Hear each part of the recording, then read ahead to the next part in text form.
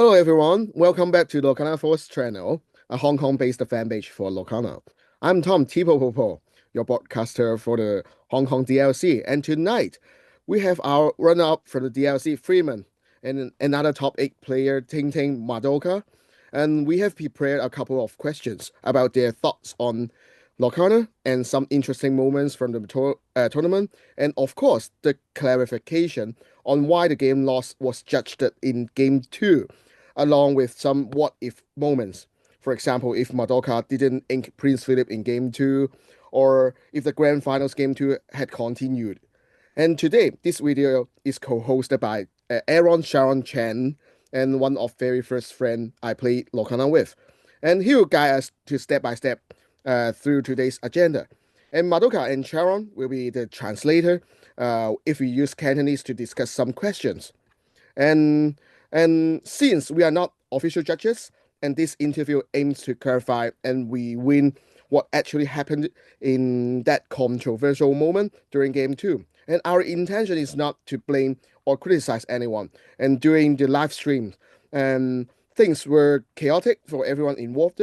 And we just hope that by hearing directly from the players themselves, and the community can get a clear more accurate understanding of the event and help prevent rumors from spreading.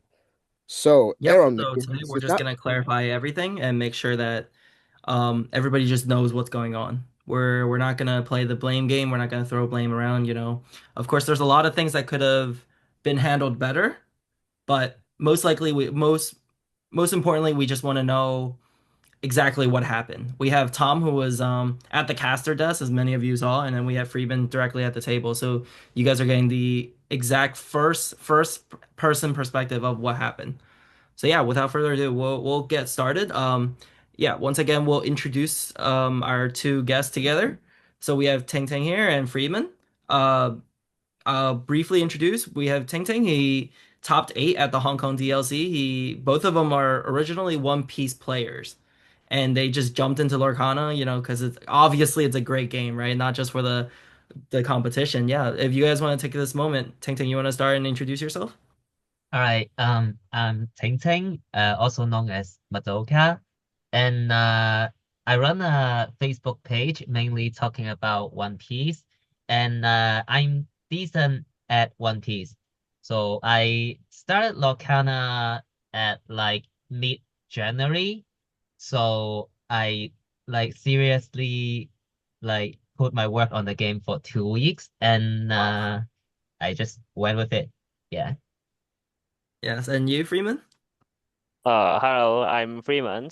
I'm the One Piece player, and I when I know there are Lorcana tournaments, I have trained it around 2 weeks. In the 2 weeks, I a YouTube video for a tournament, such to learn how to play for it. Oh yes, they're also teammates, by the way. So they play together a lot, they train together a lot. But 2 weeks is definitely crazy. 2 weeks and getting into top eight, top two. Uh, Yeah. So let's go over a little bit about the Hong Kong DLC. Tom, you want to lead with some questions? The differences between One Piece TCG and the Lorcana mm, in card designs and thoughts when first learning, because as all I know, and at the very first few players playing Lorcana, and they are all non-gamers. Some of them are came from board game, just like me, and I'm a board game holic, and not very frequent TCG players a jump into Lorcana at the first beginning. So I want to ask, what's the differences between One Piece and Lorcana? You Well, can usually answer in Cantonese, and we can have you to translate in English. yeah.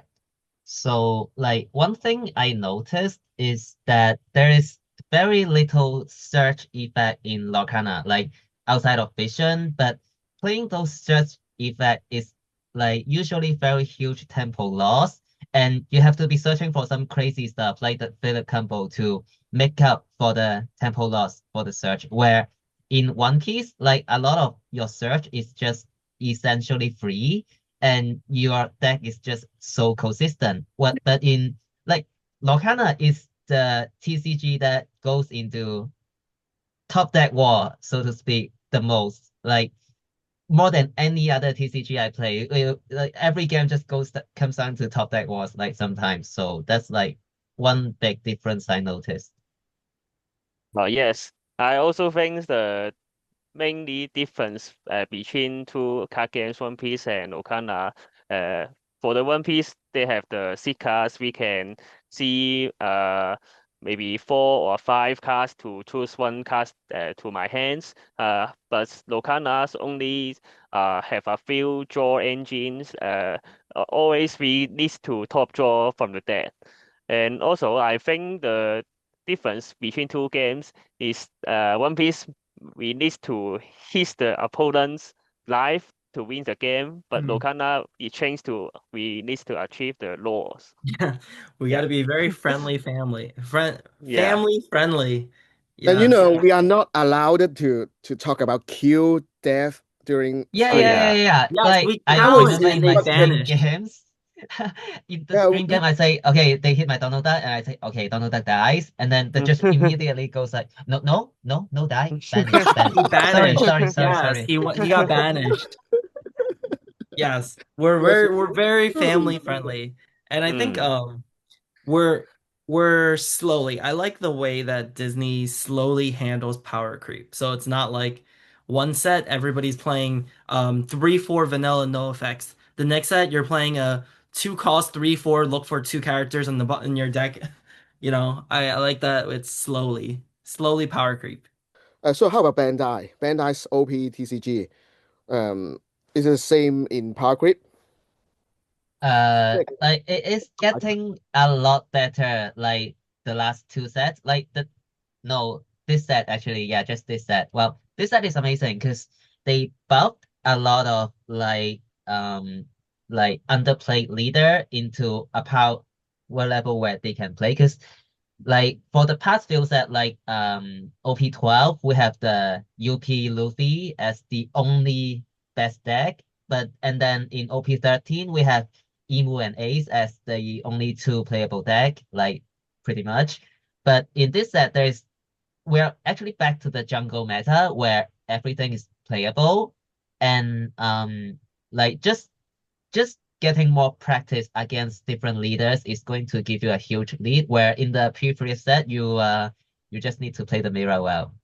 Yeah, so Bandai is doing a bit better. I believe they changed the design team. I like this set a lot, like the new set EB04. How do you feel about leaders versus just having a deck that's 2 colors, like the deck building in Lorcana versus TCG or One Oh, Piece? yeah, I definitely think that the Lorcana system give me a lot of freedom in deck building. But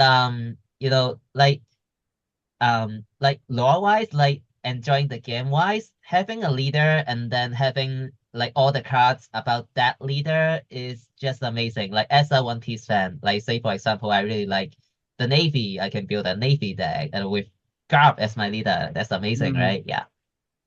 How about you, Freeman? What did you play in One Like Piece? I love two games, both two games. I think if their property is the same, I will choose only one game to play. I think that One Piece have a leaders and the Locanas choose 2 colors for to that Yep. builds, which is amazing. Yeah, also like when you play One Piece, when you sit down, you can look at their leaders. You know what they're playing. You know what you're Oh, mulliganing for. Like, but okay. in Lorcana, you sit down and your opponent, you don't know what they play. You don't know if they are dogs, And if they are yeah, like green, blue. You're You just have no idea. Okay, do I go for yeah, the under the sea line? You have no idea. So like yeah. You that's just you one just thing sneak about look Lorcana. when they're You shuffling the gotta cards. like leave yourself open to different lines and see what your opponent aims, and then you just go with it. Like Hmm. on the spot. Where in One Piece, you can be very, very well prepared in a matchup. Like you don't even have to think. Mm, I see. yeah, correct, Yeah, correct. that makes sense. Yeah, I think for a lot of very technical, higher skill ceiling, it would be good to know exactly what you're playing against.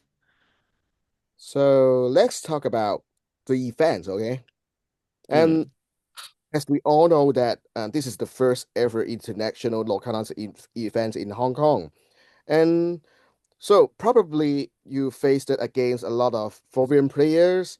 And how does it feel? And do you have any language barrier? It feels amazing. Like because Right. in One Piece, the tournaments are actually region locked. So if you're from the West, no. If you're from Japan, no. Like only the Oh. Asia area can join our like big tournaments. But in Lorcana, like there is people from worldwide. They're just coming here to have like play Lorcana together, and like we can actually play against the world's best, and that's a really nice feeling. And they are actually really friendly because like I met a lot of foreign players, like they are really nice. Like I later find out they are well-known players, but I didn't know at the time, so I just chat with them. They are really nice with me, and yeah, we just had a great talk. Like sit down, they say, "Oh, where you from?" Hong Kong. Oh, yeah. How long have you been playing? "Oh, that's my first DLC, just having Yeah. friendly talks. And that's only possible because we are like from different countries. And that's just really nice. Like TCG as a bridge to bond the players. I feel like that's really what Lorcana can do that other cards game can't do. Because everybody loves Disney, right? Everybody knows Yes. it. How about you, Freeman? Did you meet a lot Uh, of people? it's my first time need to play with so many foreign players. I think all the foreign players were very nice and always keep smile.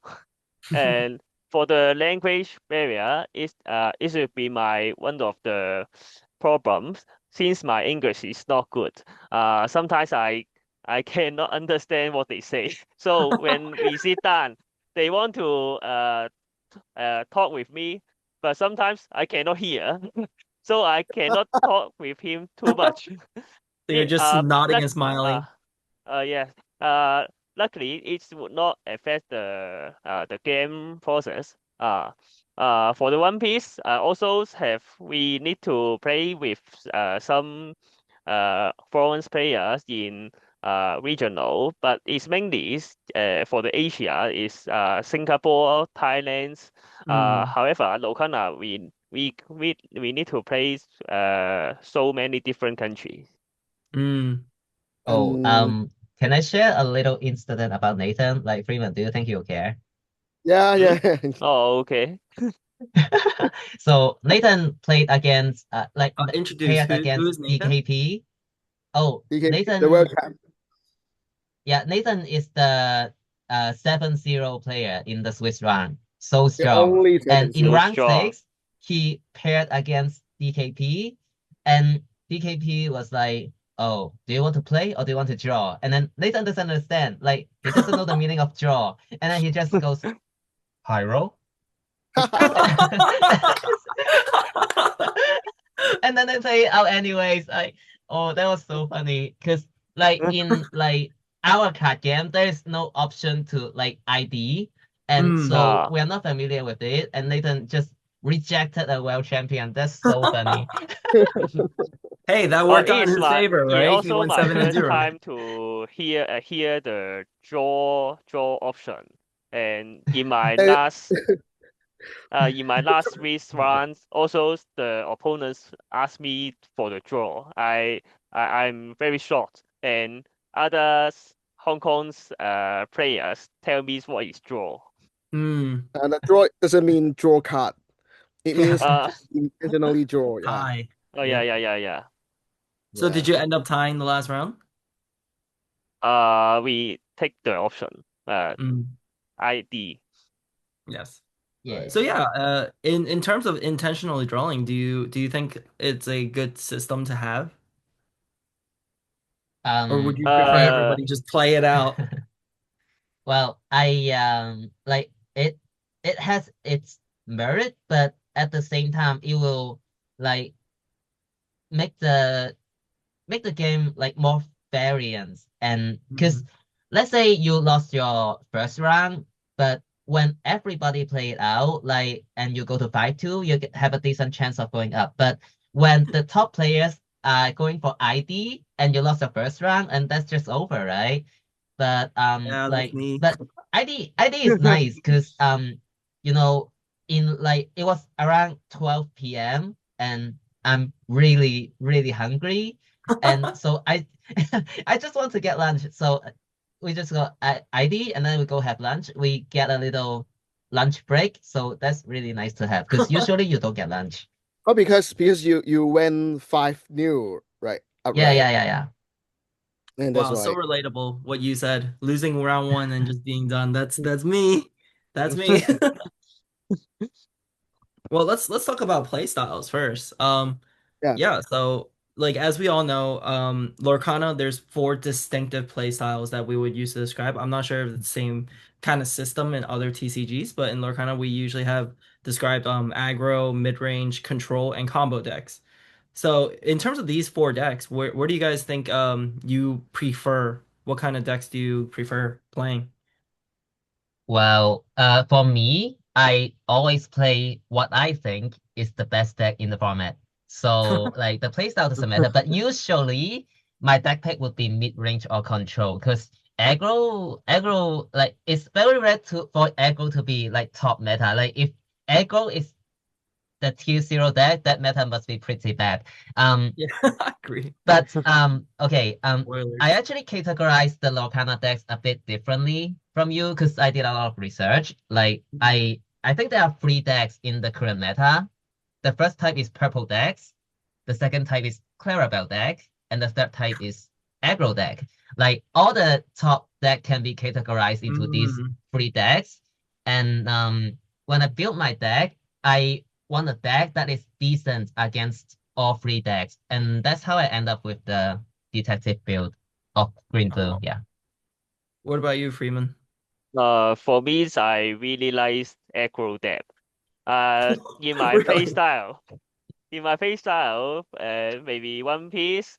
I really like to end the games very quickly. And actually, I want to play in Okana also is aggro deck, but my preparation is too short, just Mm. 2 weeks. I need to pick the best deck in this format. So Your I pick preparation's too short, and you choose the hardest deck to play in uh Lorcana. Okay, it's World hardest Champion deck. is playing it. It must be correct. No, world champion play what? I will play what? It will be the best answers. So I will try my best to learn this deck. Nice. I Yeah, you'll be very happy next set. There is supposedly a very aggro heavy decks next to that. Actually, I want to place dots. It is Oh. very the price is cheap and is echo deck. Actually, I want to play this.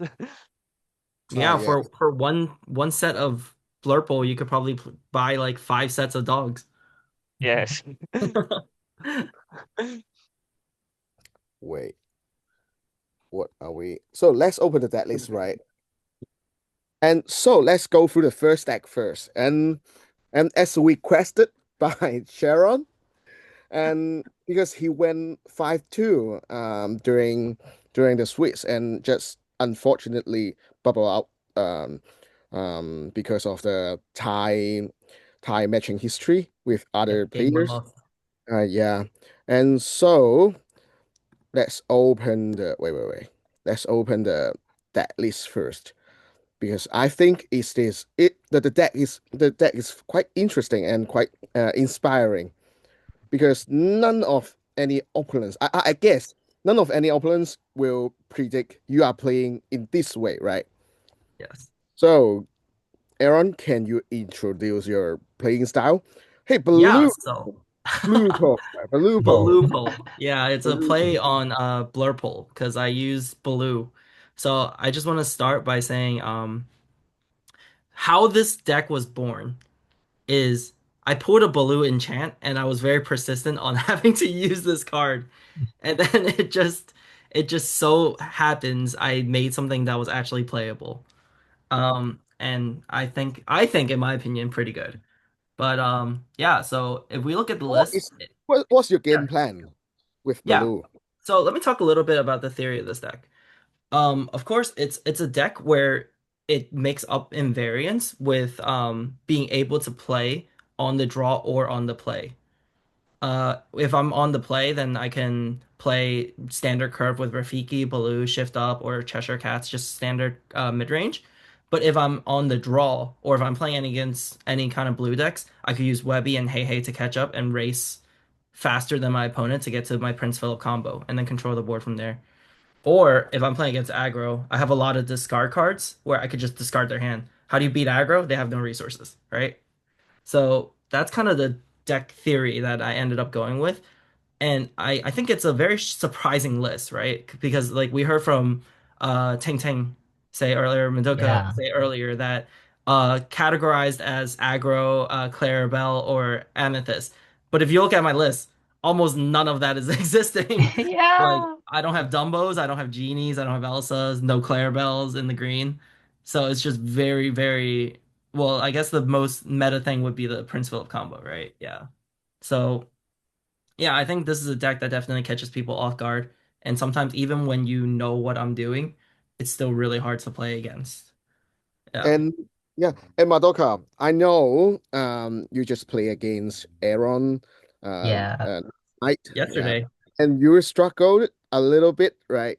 So how Yeah. do you Yeah. when you play against Aaron's Baloople with your top eight Calby detectives? Actually, both of them Well, have played against me before.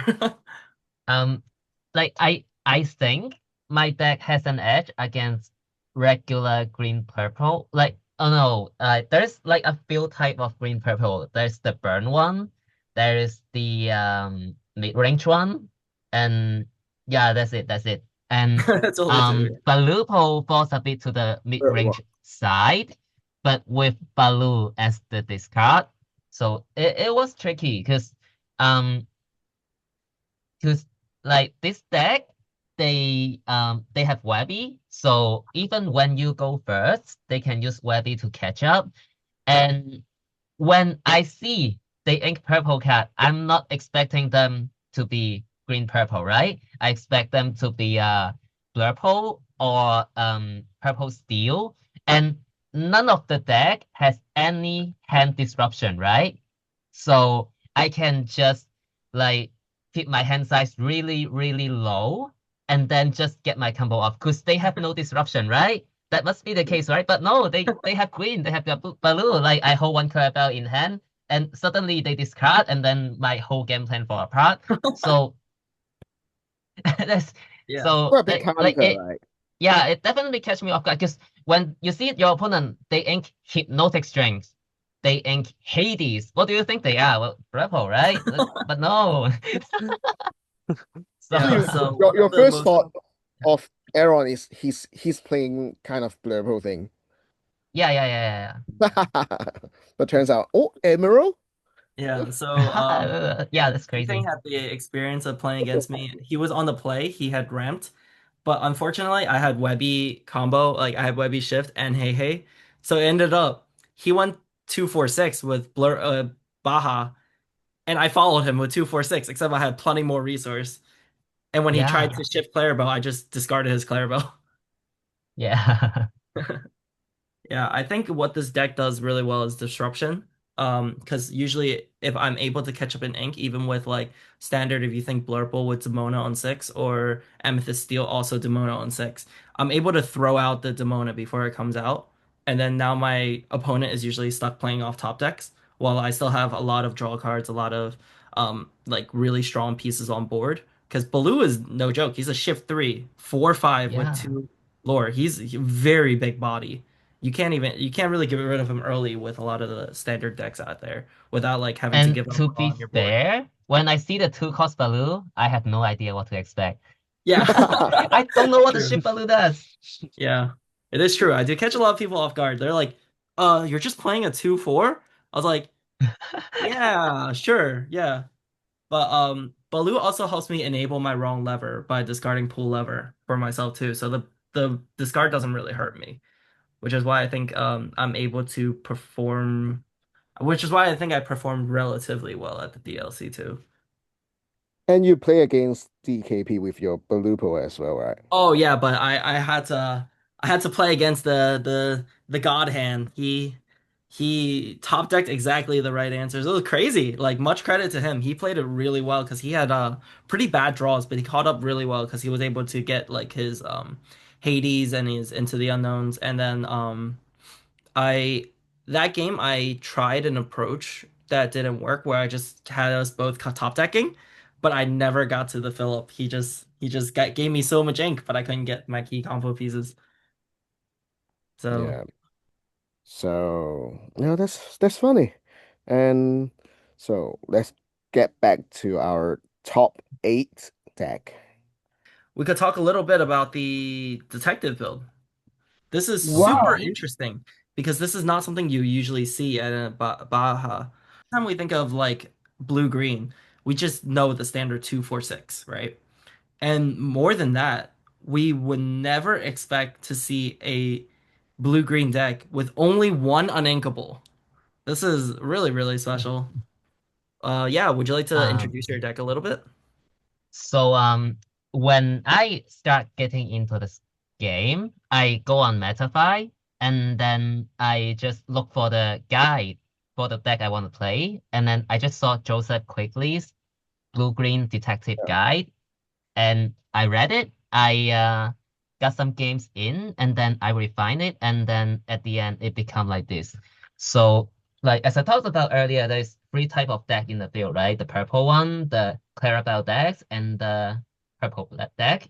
Um, the Cinderella blue-green deck is better against the purple deck, but not so good in the mirror or against aggro. Because say blue-green, okay, when blue-green gets going, that means the Clarabelle combo went off. You got great value out of it. Now you have ink, you have hand, you have everything, Hmm. and things are going great. But when you lose, it's usually there's two situations where you will lose. Like the first one is when your opponent just empty their hand super fast, you cannot get Clarabelle value, and then they will just run you over. And I call it the low resource game.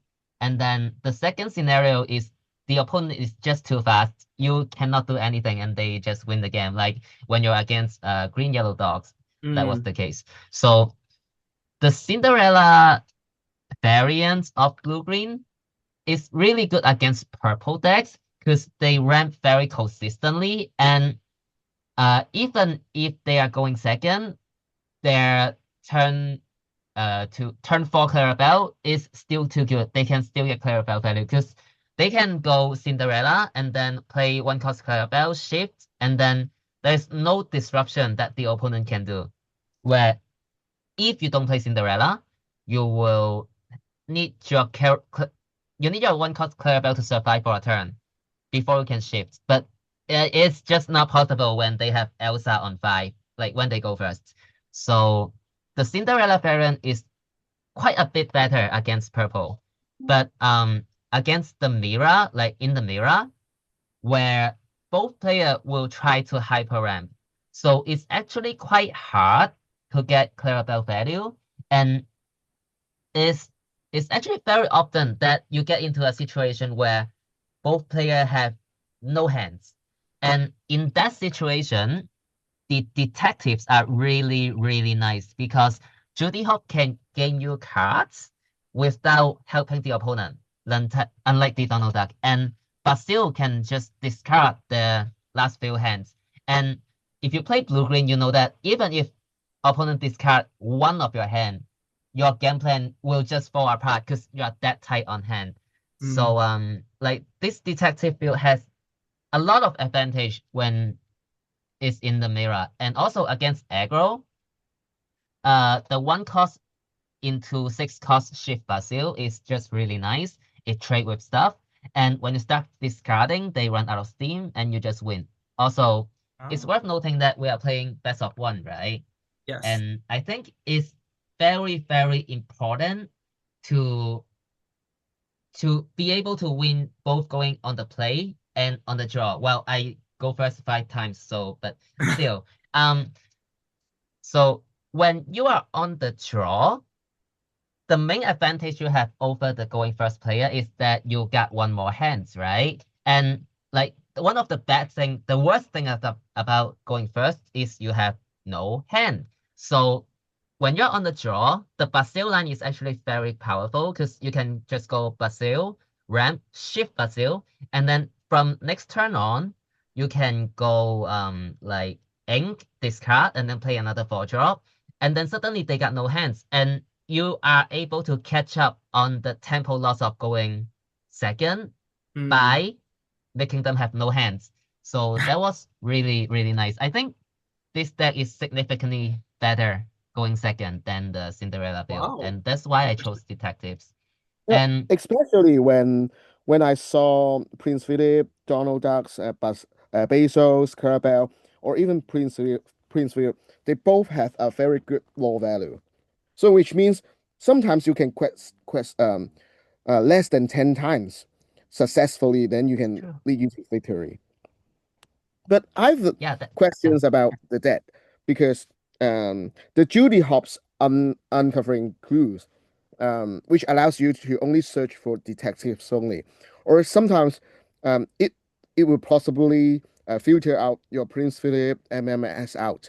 So is it that you expected in your game plan?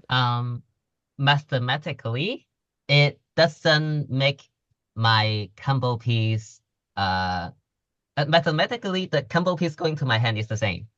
Because you're still drawing cards, right? So the probability that your top card is Prince Philip is exactly the same as your fourth card is Prince Philip. You're just drawing a different card in your deck, but those are still cards in your deck. But regarding Judy Hopps, it actually gives you extra information.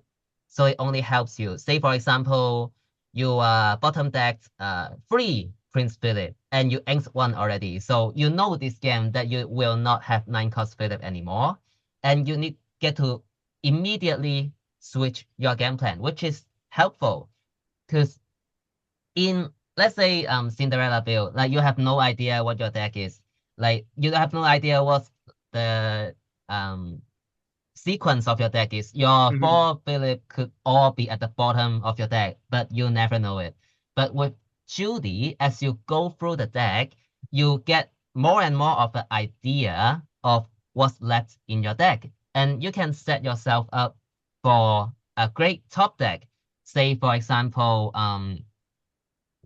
okay, I can play 1 cost Clarabelle, I can play 1 cost Basil, I'm a few law from winning. So which one do I play to give me more shift target to top draw on? Well, if you know there's like 3 Clarabelle left in deck, but only 2 Basil left in deck, you go for the Clarabelle, right? So that information can help you in a lot of decisions. I like Judy Hopps.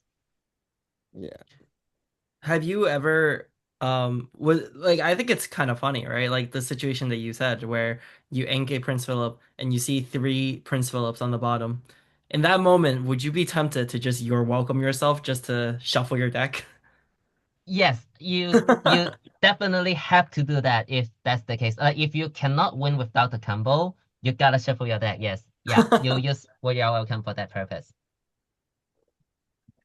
So you did And mention that yeah, yeah. like you play against dogs or any aggro on the draw by using the Basil shift line. So what would be your game plan if you don't hit the shift line?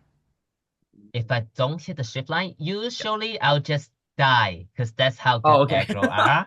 But anyway, Okay. yeah, if you miss a 1-drop, you just die. Okay. But if you have Clarabelle, things are playable. And you can go for the hyper Prince Philip line also. Like you can go 1-drop and then 2-drop 2 cost ramp. And then at your turn 3, you go sell Philip. And then next turn you're at 5 ink and you can just go shift Philip. So you can wipe the board on turn 4 with the Mm. Philip line. So that's also a viable play that is decent against aggro. But you have no resource after that, so you still gotta Judy Hopps your way into victory. Yeah. Yeah, Um, that sounds really good. Yeah, like last set, I know you weren't playing them, but blue green was a deck last set, except it just relied more on a under the sea combo using heads held high, which reduced your opponent's attack and then shuffled all their cards under or put all their cards on the bottom of the deck. That was a combo that was enabled with Baymax on turn 4. Yeah. So did you ever consider any kind of like text like that where it's like Baymax where you could just like slam it right on top of your small guys if you really need something to attack aggro. Yeah, okay. Talking of tags, I actually have a pretty strong opinion on tags because a lot of the tags that people are including in the deck are actually unankable. And I think unankable cards, especially in blue-green, has a built-in cost in it where if you have unankable in your deck is just getting worse a little bit. So Mm, thinking of that, so say for example, you put Under the Sea in your deck. That is good against aggro, right? Supposedly. But I tested with my friends, who also play dogs, who also train for 2 weeks. Um, he had Ursula, he had Mowgli, and mm, even if you have the Under the Sea, you actually don't get to like get you don't get it off that often because you need to have under the sea, you need to have your ship line, you need to have everything ready, and then your under the sea need to not be discarded. So yes. yeah, so like okay, you can hold another action to play around Mowgli, but there's no way around Ursula, right? So Mm, even when it's against aggro, it doesn't go off that often. And the game where you lose because you hold an extra under the sea, that's unthinkable. Yeah, your hand gets clunky. You're forced to ink your gunpowder, please. Like, like, like sometimes, like even if you had the ink, but you have to ink your Prince Philip, say for example, that's not feeling good, right? Because you just got less Philips. mm, So when you play uninkable, it's important to know that you are making your other matchup worse by including that tech card. So mm, like a lot of the tech card is actually not worth including. Say for example, Hades. I think playing Hades is just not good in this meta because Hades yeah. is not helping you in any matchup because in the blue-green mirror, you don't want to give your opponent ink. And versus purple, you don't want to give them ink. Versus aggro, you yeah. don't want to give them ink. And it's just uninkable. Like when it works, it's amazing, but in almost every matchup, there's way for your opponent to recover from the Hades, and the ink is just going to help them. Yeah. So, Lulu, your time. Yeah. Let's Mm, open your deck list first. mm. Yep. Can I see Cantonese? Yes, Okay, yeah, sure. of course, of course. Yeah, so for 강다. this portion, just for Oh. comfort, we're gonna have Freeman speak in Cantonese, and then we'll Mm. just have English subtitle to kind of translate. Or if there's anything immediately, we'll live translate as well. 咁其實我就係即係點解揀呢一副牌組啦？其實就係因為我得好少時間準備嘅啫嘛，咁我就一定係要揀一副呢個環境最勁嗰副啦，我自己覺得。咁我就一開頭有篩選過嘅，即係有藍紫啦、紫灰啦，同埋藍綠啊、黃綠狗呢四副做選擇啦。咁我就留意到個 World Champion DKP 咧就分別有介紹呢幾副碟嘅。咁佢就即係佢自己比較推薦男子嘅原因係因為一個字就係 consistent 咯，嗯即係佢打任何 matchup 都會係有一個穩定性喺度啊。咁我哋打呢個咁大型嘅比賽嘅時候，咁穩定性非常之重要啦，尤其是係 BO1。咁所以咧如果 keep 住有一個穩定性喺度咧，即係你可能一鋪唔順咗，但係之後嗰啲都會順咗咯，即係我自己咁睇，所以嗯。我自己一直用嚟都覺得係穩定性係幾高嘅。Okay. So let me just go through what he said really quick. Let's see if I remember everything. He was saying like so from the beginning he only had 2 weeks to prepare. So from the list that he was looking at, what was the most competitive decks? He had the choice of Amethyst Steel, Blue Green, Amethyst, Blurple, or Dogs. So the reason why he chose Blurple was because he noticed that DKP, the world champion, was also using this.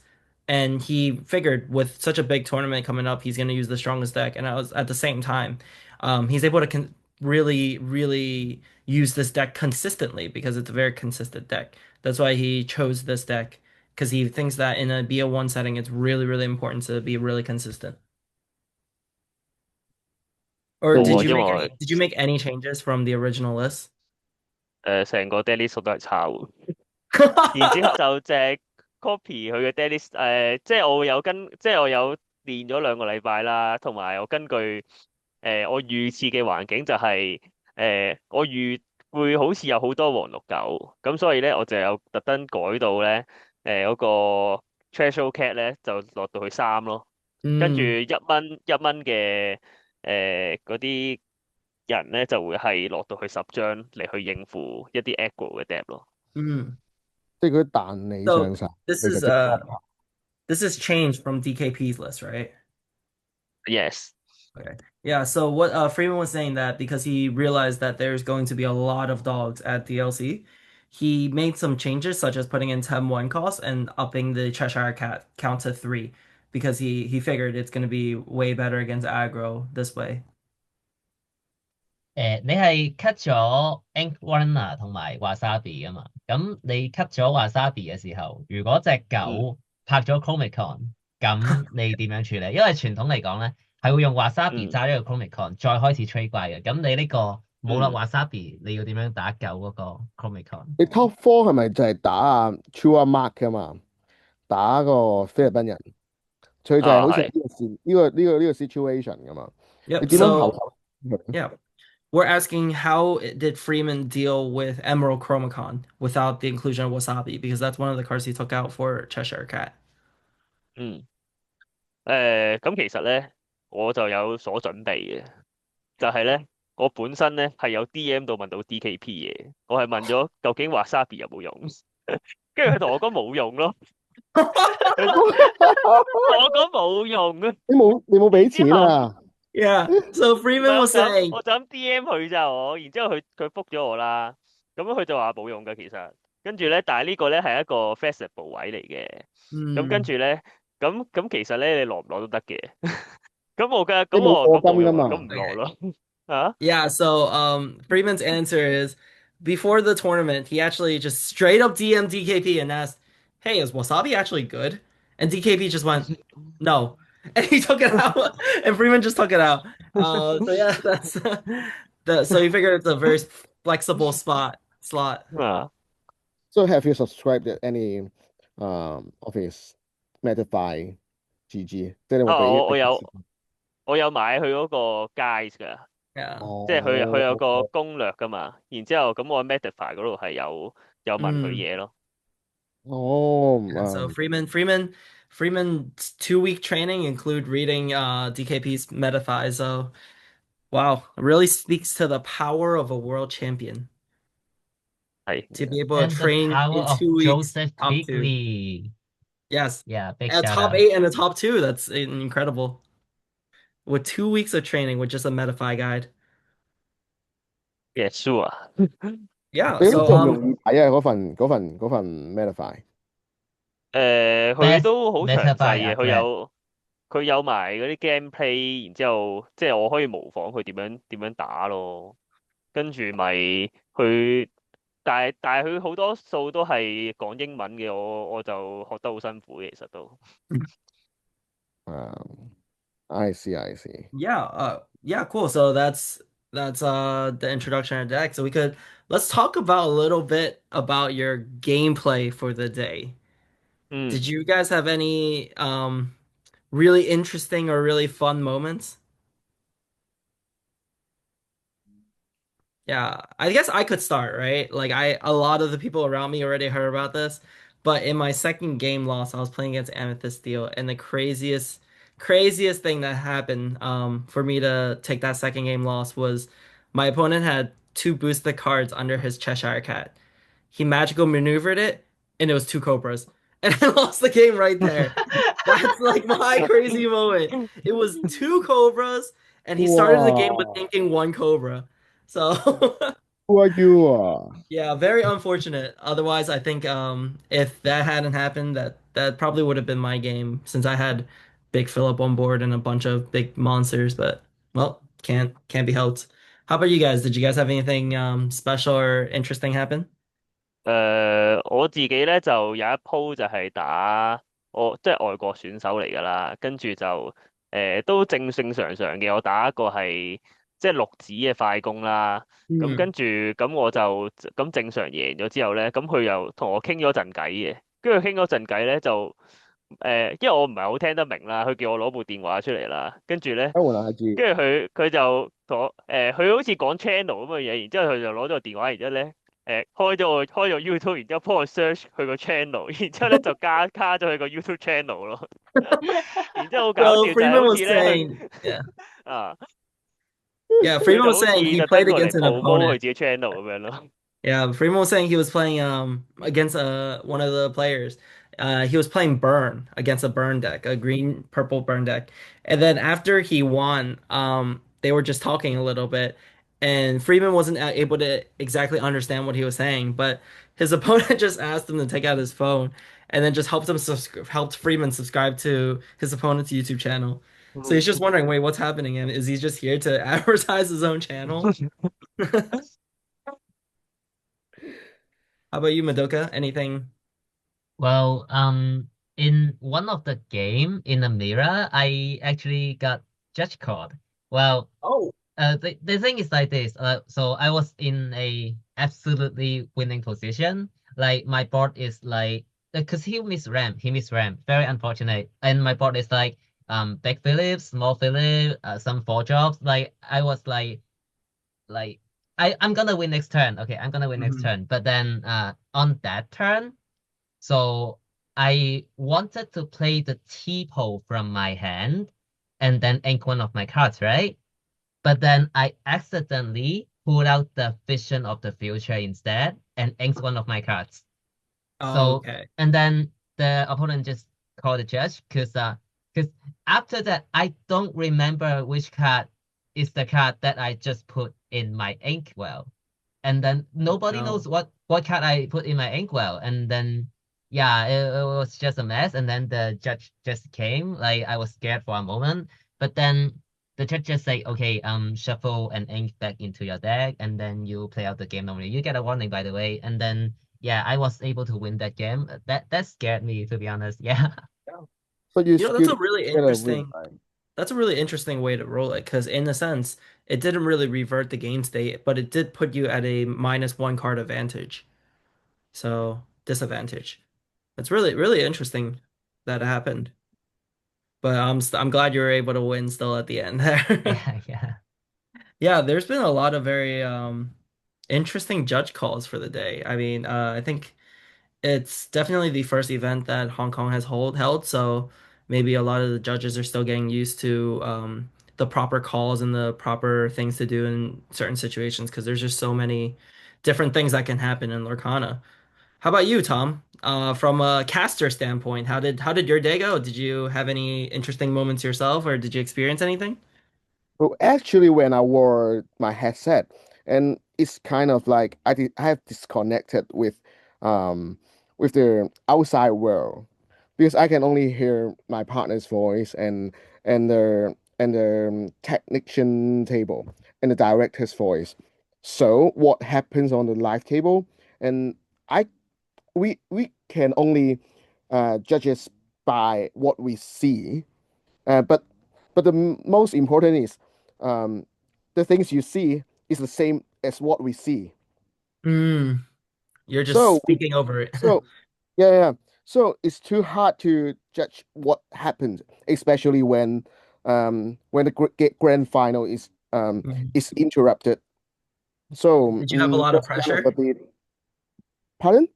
Did you feel a lot of pressure whenever there's a judge call and you just have to talk? Yeah, the So- once the I we all know that when the screen turn to ourselves, so Mhm. we have to keep killing the time, but we are not going to know what's going on, and we are forced to only communicate with the director size that they only deliver message through the whiteboard.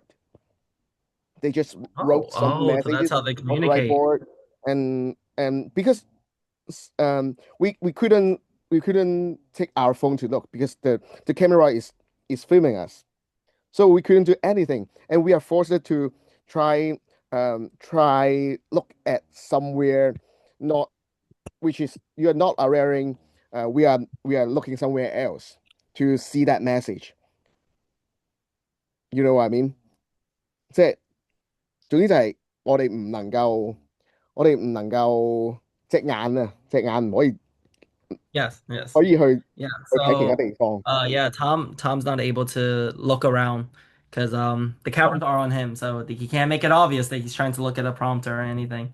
So I think you handled it very professionally. You know, we nobody really noticed. Most of the chat seemed to just be really confused why they cut away from the game, but good job. I think you handled it very, very well. But I hope they can understand my Chinglish. It's a bit tough because I'm previous night I split it and I dream about I'm telling oh the Elsa is died. It's cute. Some forbidden move. Yeah, Yeah. nothing gets killed, it gets banished.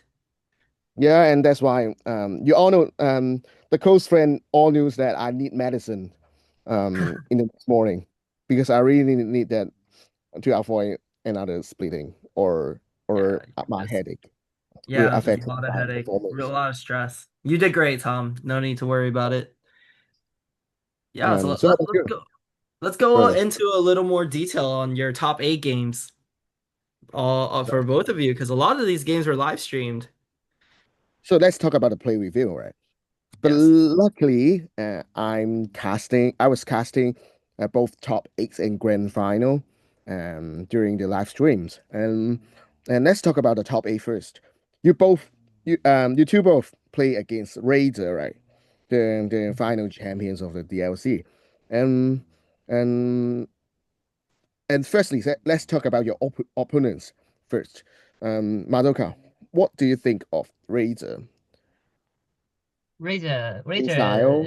he's a pretty chill guy. He like he does he do stuff in a very open way. It was very clear what he was doing. There's no confusion in his place, and I really like that about him. And Reizhe is actually talking in Mandarin, like in the match, and luckily I was able to understand it, so that was pretty nice. Um, so yeah, Reizhe is pretty good, and he make pretty good plays. Like as the opponent, I don't see any apparent misplay. He just played pretty well. Yeah. Did you feel a lot of pressure when you were playing against them? Did it like No, not really. I don't usually feel pressure when I play against someone. I think I'm the best. That's a good mindset to have.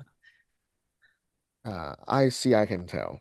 And because we both during the broadcast table and we both summarized Rage's decisions were made very accurate, especially when he plays Hades and yeah, the every decisions he makes are very accurate.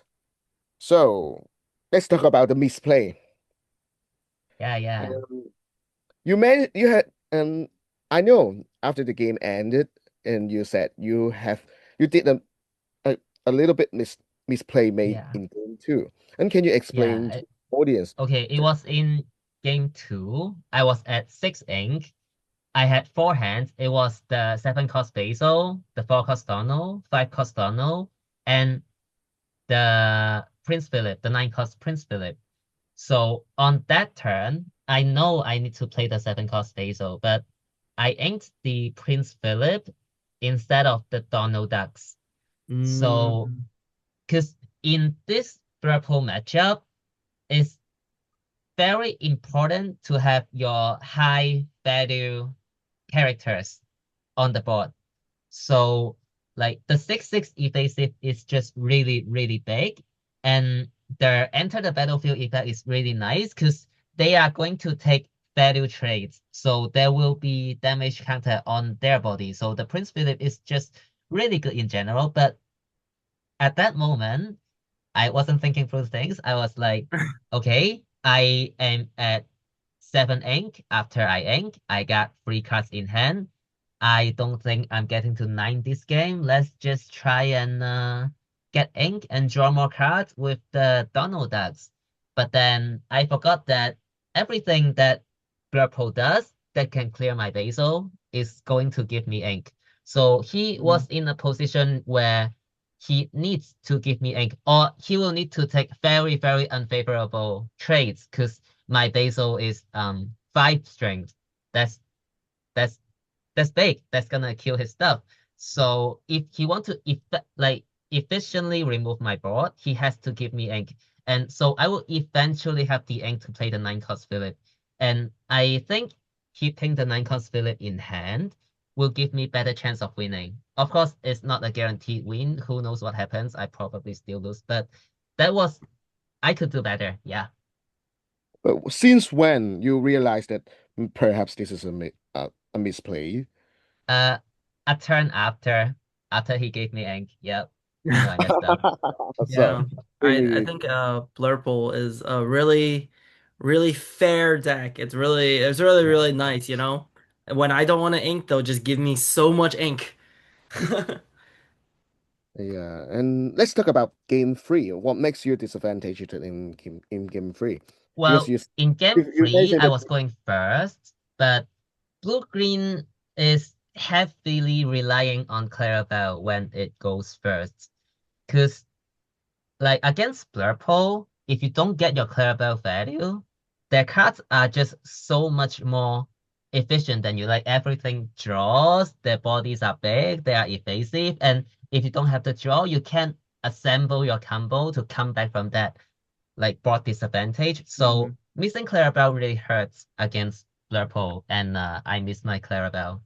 I think I Um, I think I mulligan really aggressively that game. I think I kept the 1-cost Clarabelle because I want to like guarantee my shift line, and then I mulligan every single card on my hand, like mulligan 6, just to find my ramp and Clarabelle. Well, luckily I got my ramp, but I didn't get my mhm. Clarabelle. Oh, that's And unfortunate. did inking Yeah. Judy twice hurt? Yes, it Because hurts. I uh, like my Judies. remember that you ink Judy's in your first few Yeah, turns, and I yeah, think you are forced to do that, right?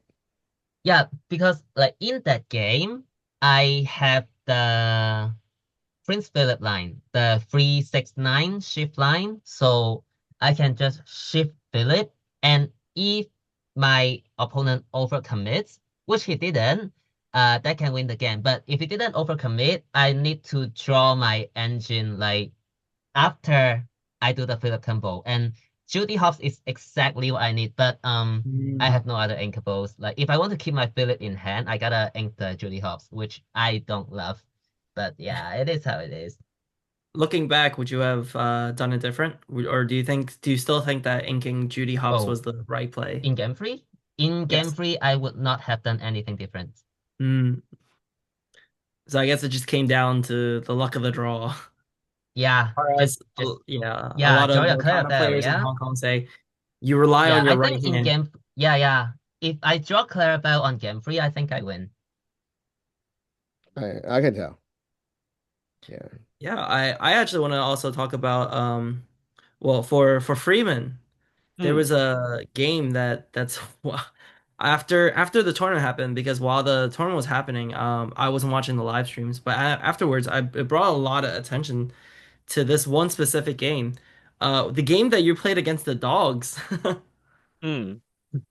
Yeah, what was going through your mind at that point? Because I think we can, in retrospect, right, looking back, we can all see that it's a very strange decision for the Dogs player not to quest when they had so many points and bodies on board. But what was going through your mind in that moment, or how did you think like you were gonna be able to win in that position? 我即係你意思係話佢即係一開頭冇採取主動進攻，我嗰陣時係點樣諗？係啊，係咪？你諗你會點樣解？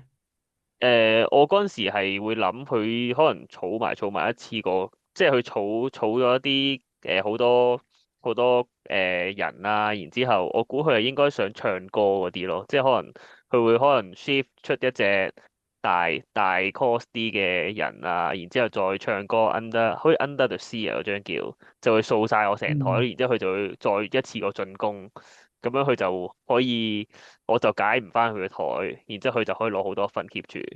又或者係佢再派一張 item 咁樣佢再打嘅時候，咁我就即係我都係要解翻佢嘅人就會好辛苦咯。咁我嗯用嘅即係我都我只可以祈禱咯，祈禱佢冇其中一樣嘢咯。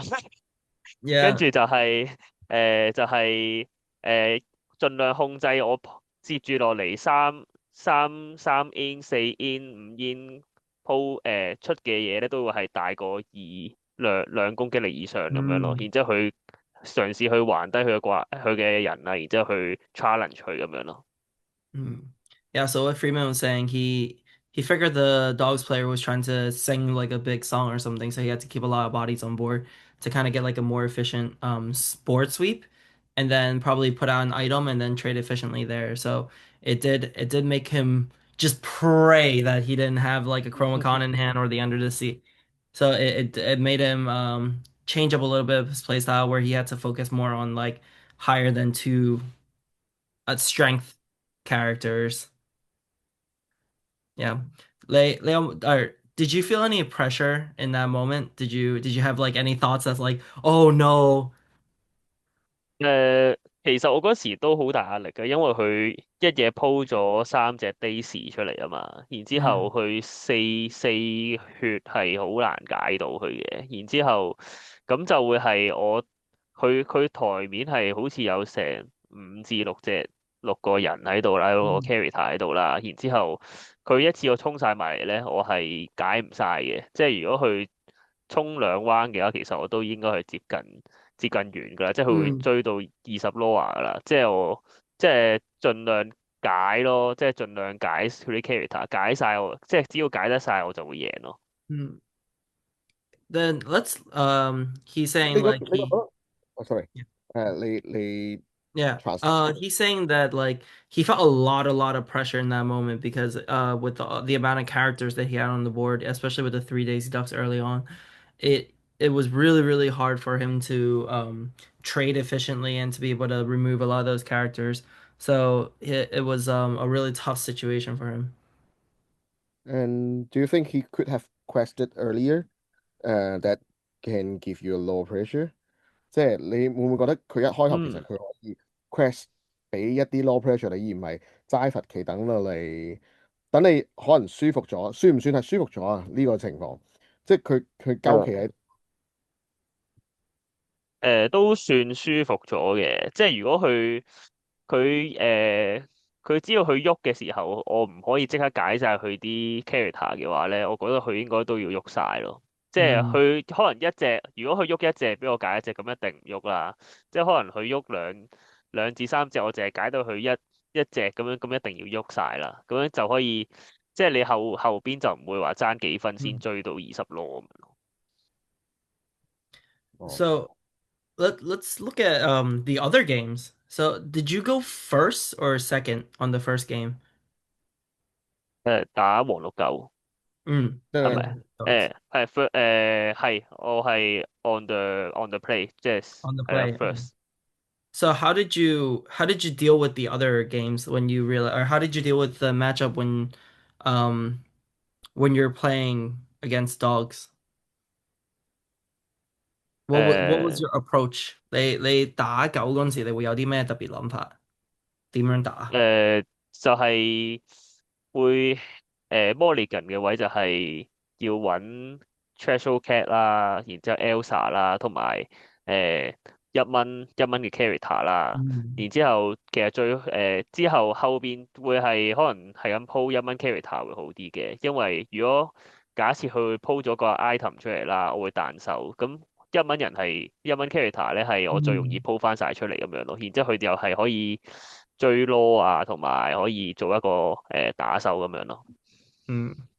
Yeah, so Freeman's saying that he in this matchup he just prioritized looking for Elsa and Cheshire Cat. as well as looking for a lot of one cost. But because if he were to Emerald Chromacon, it's much easier for him to play one cost back on the board. Yeah, overall, I think v played very well. You took the win there. So, and then you moved on to the final against Mm, Reizhe. And this is the exciting part that we need to talk about. mm, So let's talk about game one, the trading war with your four Iagos. mm, In the early game, mm, as we all know that you inked two Iagos in the very first game, which led mm, uh Reizhe ink all his actions almostly um mm. after that as a response. Um, so how did you feel during the trading wars in evasive battlefield with Reizhe in the first game？即係你第一場你4張 Iago 喺手，你 aim 咗2張，咁啊令到嗯佢 aim 晒啲咩 hypnotic strength 啊、射像嗰啲就唔見晒啦，咁樣樣，咁啊你之後就拍咗2張 Iago 出嚟，佢就呆咗。我睇到佢係眼突嘅嗰下係，佢啊個樣係好眼突。誒，咁你嗰下即係你係啊？點我 打 Game 呢 One 其實就冇預告有咁多 Iago 嘅，即係我當時係個起手係斷咗 RAM 啊嘛，斷咗 RAM 嗰下我就已經想投降㗎啦嗰個位。跟住，但係即係咁，我梗係要繼續打㗎啦，冇理由兩嘢就投嗰行㗎嘛。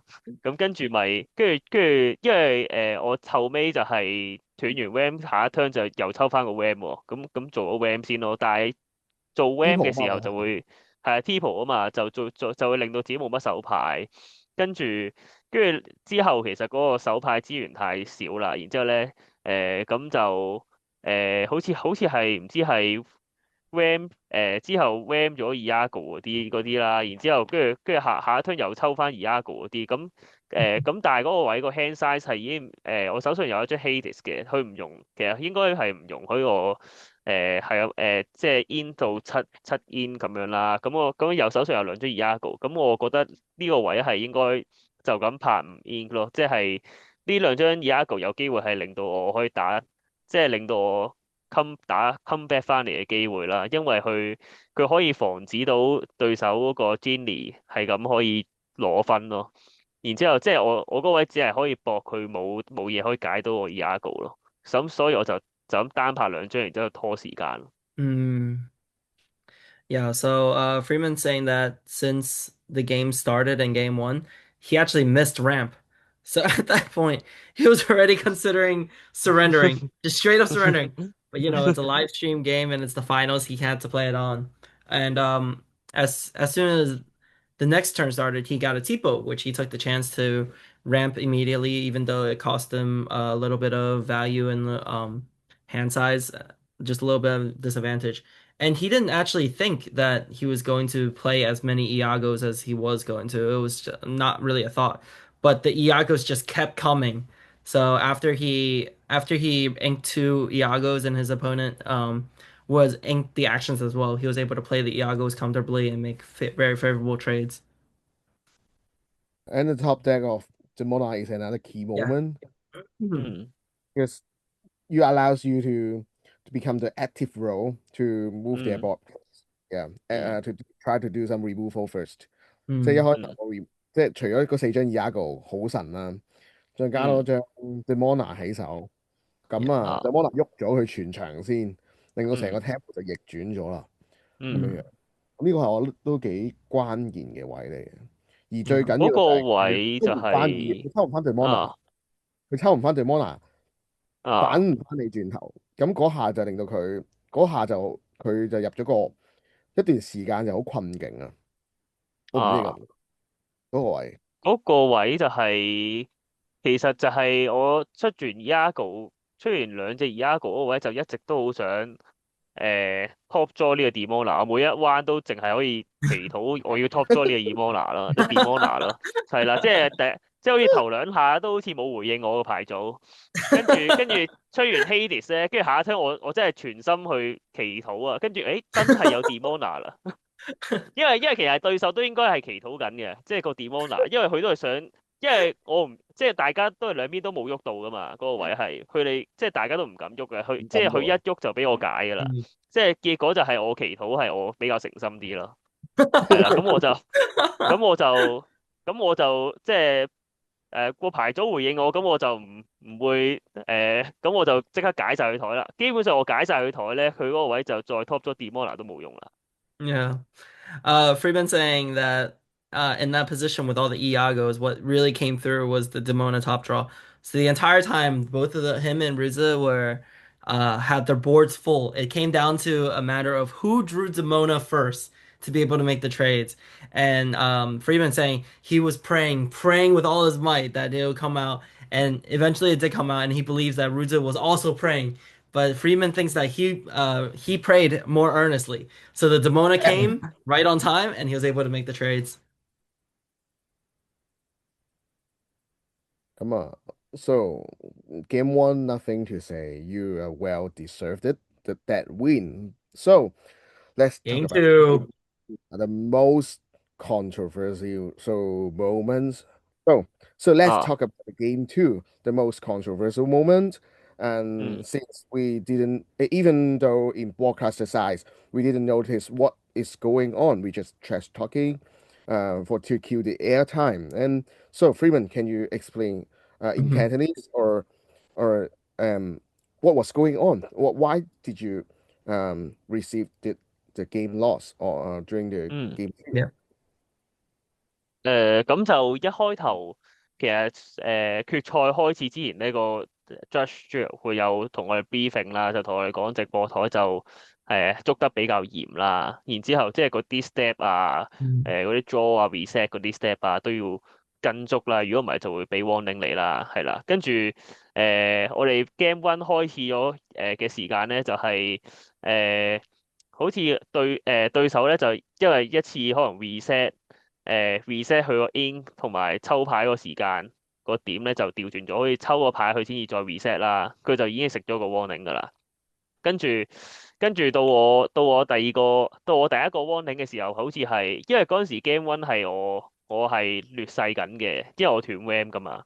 然之後Mm. 係因為其實基本上咧係我哋呢個 tournament 咧係由朝頭早8點幾打到去決賽就會係去到9點幾啦。其實我成日都冇食過嘢嘅。因為嗰個位係，因為我就係去全部都連續去噶嘛，咁樣我就係嗰個位咧就係、太又劣勢啦，太專心去打呢場比賽啦，然之後就係、死啦唔記得咗，原來我 Demona 我個 Demona 可以喐嘅時候咧，打咗隻 evasive 嗰度喎，跟住就Mm. 係、係啦，跟住嗰個位我唔記得咗啊，係喎，原來嗰隻 evasive 嚟嘅喎。跟住就係呢個位咧就食咗個 warning 啦，即係第一個 warning 啦。跟住對手就問，咁其實如果食咗個 warning 會點樣啊？即係佢有問到個 judge 就係、即係有講到話食3個 warning 咧就會判 game loss 咁樣咯。Mm. 係啦，跟住就係、我嘅第二個 warning 咧就係、我嘅 Demona 好似係人哋 Demona 完我即係踢還晒啦，咁樣我場上有隻 Demona 嘅，咁我就做 reset 階段嘅時候咧，就所有 ink 啊，然之後場上嘅 character 就入翻值咁樣啦，跟住就係、我就夾直埋隻 Demona，跟住就食咗第二個 warning 啦。係啦，跟住咁樣就 game one 就已經係食咗2個 warning 啦。咁跟住就嚟到大家都好關注嘅 game two 啦。跟住因 Yeah. 為佢就係將嗰 game one 嗰2個 warning 咧就會帶落 game two 嘅。係啦，即係只要即係我食多個 warning 咧，我 game two 就會俾人判 game lose 咯。然之後就 Mm. 係、嗰個位又係心神恍惚啦，即係我太攰啦。然之後咧睇錯咗，我將 threshold cat 開效果嘅時候插嗰、個即係插張 Boosted deck Elsa. 面嗰張係啦，然之後咧就擺咗落去 Elsa 嗰度，然之後咧就係、Mm. 咁樣佢就直接即係佢哋暫停咗成個 stream，跟住就討論，跟住就係最後判我係3個 general rules，即係3個 warning，然之後 Mm. 就係判我 game lose 咯。Okay. So let's try to run through this. So Freeman was describing the entire situation from the moment that they started the finals. The judge had already notified him that because of the nature of the competition, it's the finals and it's also live broadcast. they will be a lot more strict on rule violations or any kind of general errors. They will be really strict on procedural things. So basically, when you ready you set your ink, you ready your cards, everything has to be done in the right order, or they will receive warnings. And both players were clear that three warnings would be a automatic game loss. So what had happened, Freeman explained that in game one, there's a moment where well to preface, he did say that like the tournament went really late from like 9 in the morning to 9 at night, and he hadn't had a chance to rest or eat or anything, so like everybody at this point is kind of delusional, everybody's kind of tired. He From game one, there was a moment where he had used a demona to try to attack an Iago, but since Iago has evasive and demona does not, he was not able to continue this attack, but the judge did consider this to be a general error, and Freeman had received a warning. Along the same line in the same game, he also had a moment where he tried to ready Demona, but he had three cards in his hand. So for this one moment, he received a rule violation as well, and this was his second warning. At the same time, Reizhe also did receive a warning because he hadn't readied his ink runner, but he had used it again. So it was a very, very fair kind of warnings going back and forth. And then in the second game, to the infamous moment where the live stream cut, what had happened was because once again everything was done too fast. You know, the both the players haven't gotten enough rest. When Freeman boosted the Cheshire Cat, he had mistakenly put the boosted card under Elsa instead of Cheshire Cat. And then the moment that this happened, that's the moment that the live stream cut to the caster's desk. And the three judges, including the head judge, had talked about how to resolve this. And in the end, they decided that it was a game loss for Freeman.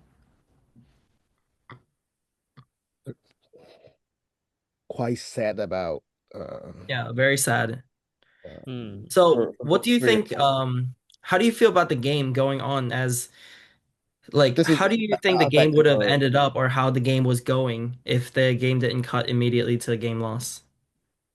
我即係你問我，如果場比賽會繼續落去，應該會點嗯，樣？係咪啊？yeah，因為其實嗰個位就係、因為對手嘅手牌其實係比較少㗎啦，佢手上可以剩翻一張手牌係 Hades 啦，然之後嗯嗰個位其實我係照打落去就會係佢會拉到個資源差出嚟咯。即係雖然佢場上會好似有兩隻 Dumble 咁樣啦，但係嗰個位我只要慢慢拖，然之後打翻個 evasive wall 嘅話咧，應該基本上我係可以打得翻嚟咯。即係嗯我自己覺得啦，如果 Game Two 係繼續打落去，應該係我贏咯。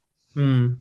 Yeah, so Freeman says he believes that if the game had continued on, because at that moment he had more value on board, as well as his opponent only having one card, which was Hades in his hand, and two Dumbbells on the board. If he had just played it slow and drawed it out back to the evasive war, like in game one, then he was probably at an advantage to win. Yeah, it's really unfortunate. I think it's the most unfortunate part is we would never know what would have actually happened at the end of game two. So, moving on, game three. the I early think there was, plays of Yago. Yeah, I yes, will. the Iago play. I think there was one 嗯 moment where we all kind of was a little confused about the Iago on turn floor rather than the genie. 嗯 So you have two Yagos in your hands again, Yep, and you still decided to play Yago instead of 嗯。genie. without any confirmation of their actions played. So why? Yeah, what was going through your head when you chose What Iago? was what 誒、was it? 我自己就係、應該都係俾 Game Two 個心情影響咗嗯嘅。我自己就係、因為其實我嗰個位就係、即係你好，我都係第一次咁樣無啦啦俾人判 game lose 噶嘛，即係個心態嗯就點都會有影響啦。然之後同埋我就係未打過 BO3嘅賽事啦，跟住佢仲會有即係 time out 咁樣啦。咁樣呢個就會係即係我唔熟悉呢個打法啦，即係我唔即係我一開頭嘅 game plan 可能就搞錯咗，我會以為即係我仲嗰陣時會覺得係我需要去有個 block 嘅 control 係啦，即係如打字果我係啦，嗯我拍完 Aggro 之後下槍我 Elsa 嘅話，咁我就會係一定可以攞到好多 fail 就可以解佢台咁樣啦。跟住但係其實我即係我個 mindset 係錯咗，係應該係要可能拍 Genie 啊，然之後最全部追分啊，咁樣我就會喺 time out 嘅時候攞最多分，然之後我就會贏啦。係啦，即係可能我會覺得嗰陣時候係又係冇食嘢啦，然之後又係 嗯 Game Two 嗰個影響咗我嗰個情緒啦，然之，yeah，後就會係做咗好多 misplay 啦，基本上第三場都嗯。可以唔使睇啦，因為係全部都 misplay 嚟嘅。Yeah, so Freeman explains that he basically just don't mind anything he did. Everything he did in round three, just the misplay. Because mainly from the immediate game loss from game two, it really affected him because he's never kind of he's already on an unfamiliar stage, only been playing Lorcana for 2 weeks. So first, overall, he didn't know the rules behind time. What happens after time is called? He didn't realize that just having higher lore value would result in him winning. So he still had the same mentality from game one where he had to create a lot of blockers and control the board. So his thinking was I need to set up board quickly and have everything in place for me to control the board. And while affected by everything like from having the whole day be very long, having the immediate game loss out of nowhere, and as well as keeping on that mentality from game one, he just played the Iago without thinking. And the whole game freeze are all misplayed. Yeah. and and guys, don't please don't watch that playback because the whole game was Yeah. Yeah. played. So yeah, how did you feel after the game ended? Like did you and Ruz's talk? Was there anything did you guys talk about anything or any kind of comments or 我自己就覺得就係、首先個即係今次嘅 tournament 就係、安排嘅時間就會係好長啦，即係你又會係冇太多時間去休息啊，然之後咁樣如果我打到最後嘅時候，即係實會係不在狀態，即係個精神嗯係，然之後仲會係喺直播台上面，即係你會係捉得好嚴啊，即係你嗰啲捉嗰啲規矩啊，就會捉得好嚴啊，即係你可能。我真係冇心噶嘛，即係嗰陣時候係有好多位係我唔係專登嘅，即係我都唔會話特登，即係我做完之後我都係冇任何收益嘅時候，然之後咧就直接俾人 warning 咗啦，然之後即係集齊三個 warning 你就會 game lose，咁樣就會嗯係我覺得係好非常之 harsh 咯，即係如果對一個嗯即係打咗成日嘅選手嚟去講，同埋你就會令到我打嘅時候就好大壓力啊。嗯因為我俾人判咗兩個 warning 啦，或者一個 warning，我就會成日諗住啊，我會唔會又會食 warning 啊？即係我冇，即係係啦，即係嗰個位係我唔係好，我唔會 focus 喺嗰個技術層面方面，即係我唔係點樣贏，嗯而係我會唔會俾人捉，同埋我應該要捉人。即係，yeah，係啦，即係嗰個位就係、即係上到去就會演變成係呢一個情況咯，即係直播台嘅時嗯候係啦，即係會個比賽嗰個性質唔同咗，即係，yeah，唔係諗點樣贏，係諗點樣去捉冇輸人哋去捉人哋去 misplay，然之後咧規，yeah。則殺人哋咯。我自 Yeah, 己就係 so 咁樣諗。Freeman was explaining because of the way that everything was set up with the timed final, especially with the long day of gameplay and everybody's kind of delusional, less low rest time. It set up a kind of environment where it was, and as well as this really strict rules of the live stream table where they were warned that three warnings would be a game loss. It set up a very harsh environment, high pressure environment where they're not able to perform their best.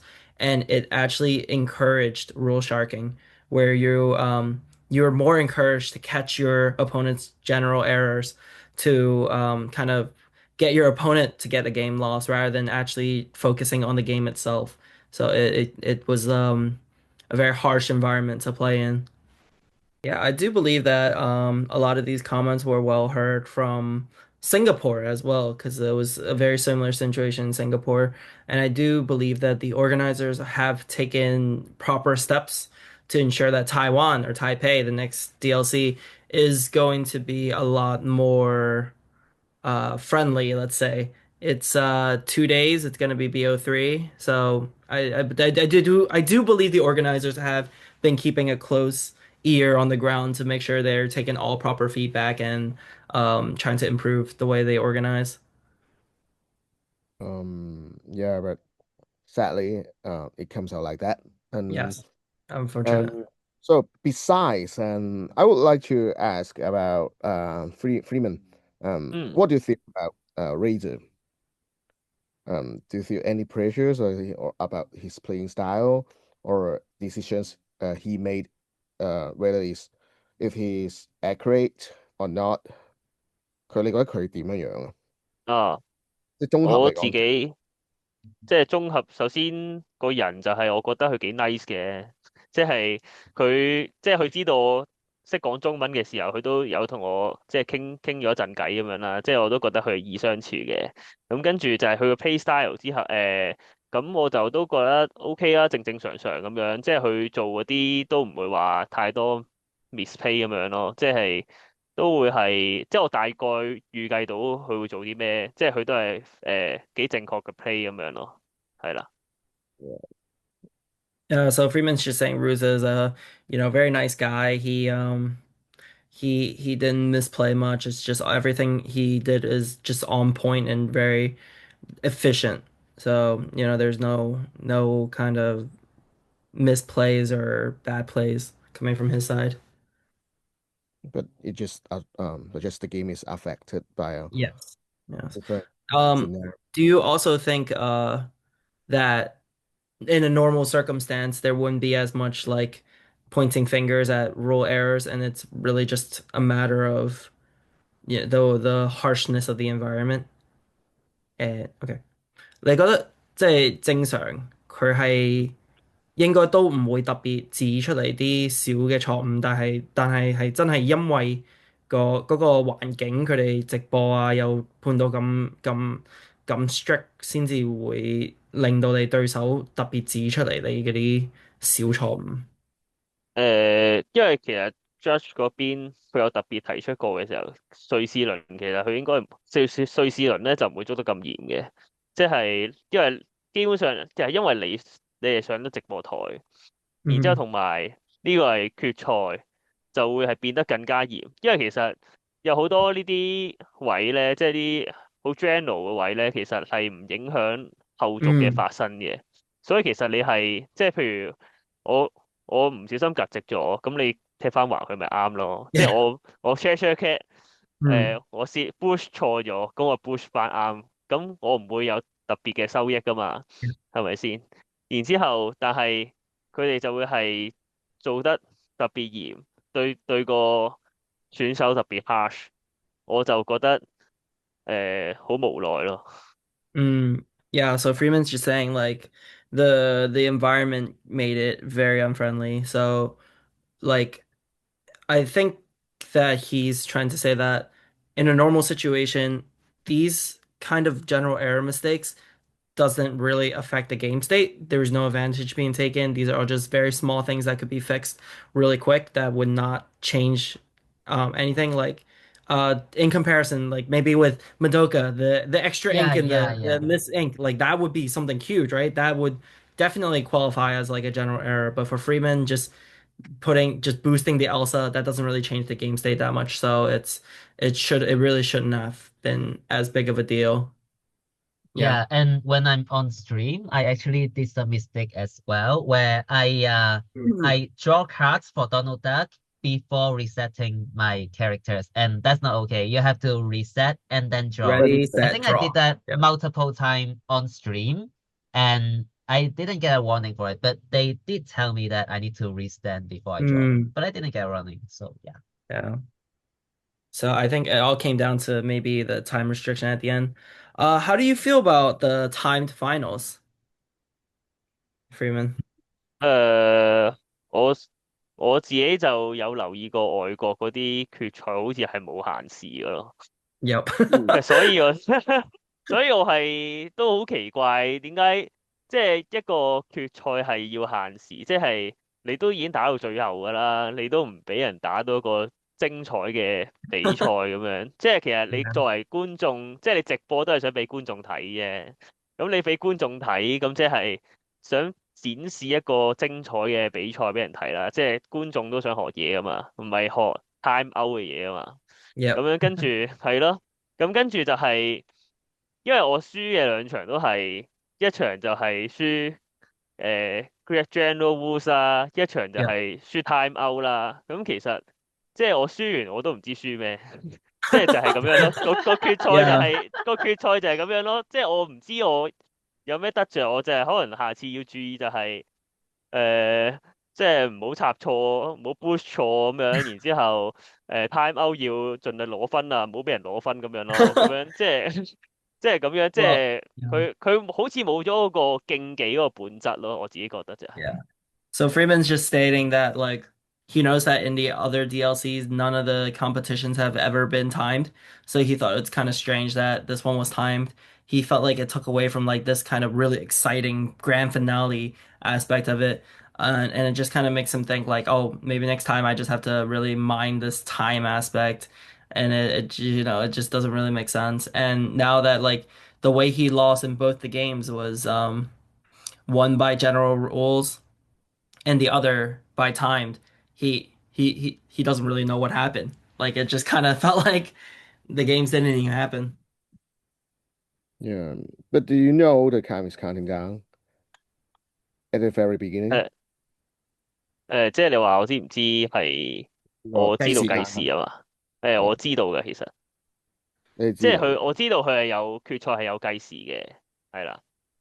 你時間過咗幾多？你有冇感受到嘅本身？即係佢 judge 嗰邊係會有同我講翻係即係個時間嗰方面咯。哦，即係去到可能15分鐘就會同你講15分鐘咁樣。誒，即係你問翻佢先會答翻你。佢即係可佢能有講過好似係有隨時可以問，啊，隨時都可以問佢。哦，咁樣樣，but 教咩 Aaron 嗰邊？So, but at least judges did tell both competitors that the time is counting down and both can feel free to ask about times is how many times they have for that moment. So at least they are all well informed. Yeah. 咁啊，好啦，but Yeah, so but at least congratulations to both and yeah, you for still did top eight, still did top two. Very, very successful, especially with certain 2 weeks of experience. to certain Crazy. extent you are now 講一講二 the first Yeah. in By extension, you guys are undisputed number one and number two in Hong Kong. in How the does that very make you Lucky, feel? just getting lucky. 我自己又覺得自己唔係話好勁啦，我自己自認就唔係好勁，我只不過係好運啦。即係我自己有好多時，即係我效果都未識晒，我就即係我打，即係我純粹係我知道我副爹點樣玩，然之後大嗯概知啲對手嘅主流爹係點樣運作，然之後我知道個打法啫。即係我其實我有好多嘢我都係唔明，即係需要大家去指導我咯。即係咯，我第一次打爹就係同 Air 王打啦。跟住其實佢成副 deck 我都唔知佢做咩，Oh, really? 係啦，跟住咧就俾佢秒殺咗啦，係啦，係啦，即 Yeah, 係其實 guys, 你 you 要 heard it 話 here 我勁，first. 其實我真係唔係好勁，即係我只係咯，我都係咁啱，即係咁啱打到上去啦，即係同埋我即係賽事完咗之後啦，我嗰下係即係隨耳機之後翻去即係即係走出個直播間嗰度啦，即係有好多人同我打氣啊，即係佢哋戥我好唔抵啊，即係咁樣輸咗啊，即係其實嗰下係好感動嘅，即係我係估唔，嗯即係我本身打 Lorcana 係唔係識好多人，我淨係識一個，即係識一兩個朋友咁樣啦，係啦，跟住我估唔到係有咁多人同我打氣支持我，其實嗰下好感動啊！即係佢哋好戥我唔抵嗰下，我已經係差啲想喊出嚟嘅，真係係啊！即係我估唔到係有咁多人，即係我估唔到即係咁多香港人係咁團結啊嗰個位，因為我哋係打嘅全部都係外國人啊嘛。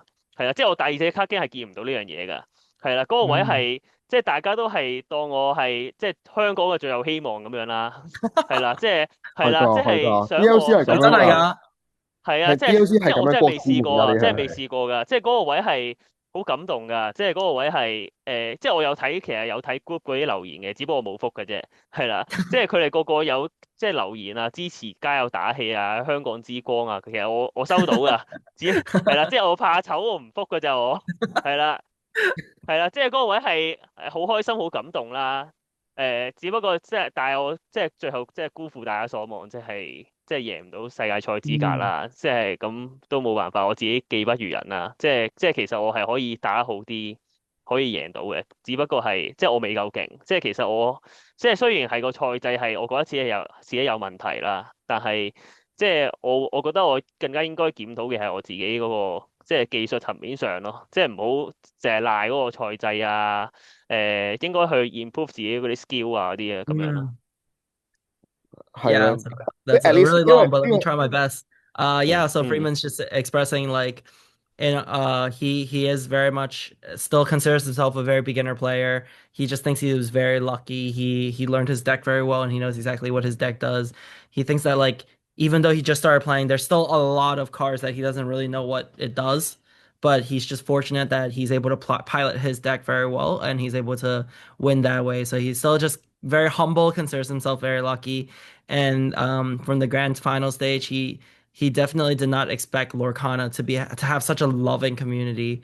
And when he was on the stage and when he got off the stage, so many Hong Kong community members or just people in general were cheering for him. So he felt a lot of love, and he was almost ready to cry from that moment. And just he did see a lot of people say on the group chat prior that like he's our last hope. He's Hong Kong has to win this DLC. This is not something that he's experienced in other card games where, we're just so heavy as a community, as like a city altogether, Hong Kong, right? So he was really touched, and he wanted to reply, but he was just a bit shy. Yeah.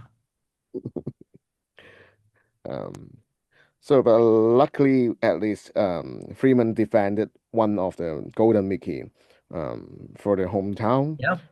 but just 嗯 Madoka lost Just a little a bit shy. 100,000 game Yeah. against Reizhe. Yeah. So So if you can, yeah. yeah, I mean, hey, you guys both qualify for Continentals. You can represent us there and maybe get your revenge on Ruza after you win Continentals and get to Worlds. So final thought,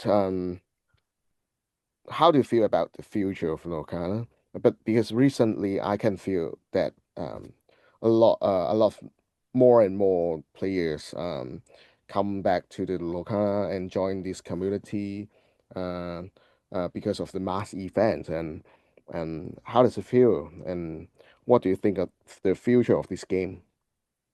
Oh, Even though you I can think it's about the great. I think it's game great. design. Yeah, okay, so I read the set 11 cards, and I think it's just really amazing as a set because I'm quite a bit of a deck builder myself, and all of the new option of set 11 is just so nice. And then yeah, as you may already know, there is like a really crazy yellow green aggro deck going on. But Oh, then yeah.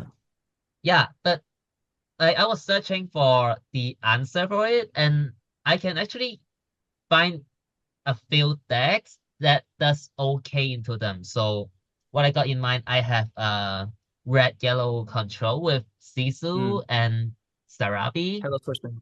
Right. and I got the steel decks with Fire the Cannon or Angel. You see, so there are new decks, and then there are decks that battle it, and then like my favorite blue green is probably going to be good against the deck that try to beat aggro. So it form Rock, a paper, new scissors. triangle again. So like it just shake up the meta a lot and keep the game nice. And Really I fresh. especially like the underdog mechanic because right now the game is very favored for the player that goes first, but Mm. underdog is an attempt to try to mitigate that. It it doesn't quite do that yet, but I'm looking forward to see more of those cards, especially with a higher cost. Because right now all the underdogs cards are 2 costs, but what if you have like 3 costs, 4 cost underdog cards, and that's going to swing the It'll be game quite for interesting to the see. player on the draw more and make the play draw disparity less bad. Yeah. Yeah, it'll be really exciting to see what's going on. Do you have like a maybe a favorite card that you're looking forward to using in the next set? Um, is going to be the Sarabi, where on exert, well, you can exert Sarabi to give something -4 strength, and then Oh, you will okay. combo that with like Sisu and stuff. Oh, okay, Yeah, okay. I like control. What about you, Freeman? 你話下一 set 啊？I- 哦，冇啊，No, don't 冇睇 mind. 過完全。Yeah, yeah. Freeman has 唔 not 係，looked at 會 next set 有 at all. 啲會有啲 pro player 會同翻我講噶啦。Yeah,我到he's時gonna就會look. 跟佢哋嘅 He's 打 gonna 法 wait for啦。the pro players report, and then he's just gonna wait for he's gonna wait for DKP to tell him what's good. ，True 啊。咁將來點樣睇嘅遊戲啊？Future of the 誒，game. 我自己覺得個遊戲係好好玩啊，即係個玩家圈都好友善啊，即係我即係出到去即係會好多好多人會同你打氣有加油啊，然之後佢哋都會好即係打嘅時候都好 nice 咯，即係可能其他卡 game 係會勝負欲會好強啊，佢哋未必去到下下笑住同你打咁樣啊，所以我就係覺得呢個卡 game 嗰個玩家圈係幾好咯，我覺得好友善。因 Yeah, 為大 Freeman 家 was 好 saying he 多 will continue playing because it's he really does feel like this is a fun game, first of all, and but more than anything, he feels like the community is really good. Like everybody really plays with a smile on their face, and he thinks it's really touching that people will cheer each other on because and it's not a very common thing to see in other TCGs. 係 I think the game is very fun in its own mechanic because the ink mechanic is just very nice and it adds a very good depth into the game because it's like right from the starting of the game, you get 7 hands and you can mulligan any of them. So Mhm. that's already 6 different actions you can do. You can mulligan like you can mulligan all combination of cards. That in itself is already good skill expression. And when you ink the card, you are essentially looking for the worst card in your hand to ink. And Yes. then that in itself also adds a lot of skill expression. So when compared to other games, like say you're playing aggro, like maybe in the whole game you perform 10 action. That's so hard to get wrong, right? So in other games, like aggro is usually depicted as the bring that deck, but no, that's not the case. Of course, that's not the case, but still. But in Lorcana, aggro is actually extremely hard to pilot well as well. So Lorcana is just in itself a very hard game, but at the same time, its mechanic is easy because it's just inking cards, right? Everybody Mhm. knows that, right? But knowing what to ink is important. So it has a easy to understand mechanic, Mm. while its strategic aspect is very, very depth. I like that a lot about Lorcana. And sometimes the cards you selected to ink provides information to your opponent. For Yes, Yes. yes, example, definitely. Yeah. Freeman play inked Iago at the very first 嗯 turn, which leads Reizhe ink his actions. Um, and sometimes when you play against Dog Rose, when he first inked the big tramp, Mm. and You know he has a tramp you in his you hand. you know, yeah, you gotta know he has Yeah. Yeah, I want to 100% say second tram. yeah, from my experience as well, like from my perspective, that's also one of the things that I love about the game because I come from a standpoint where I really like to play mind games with my opponent. So there are moments, especially when you see the way I build my deck, right? Like Madoka was saying when I played against him, and I only inked purple cards.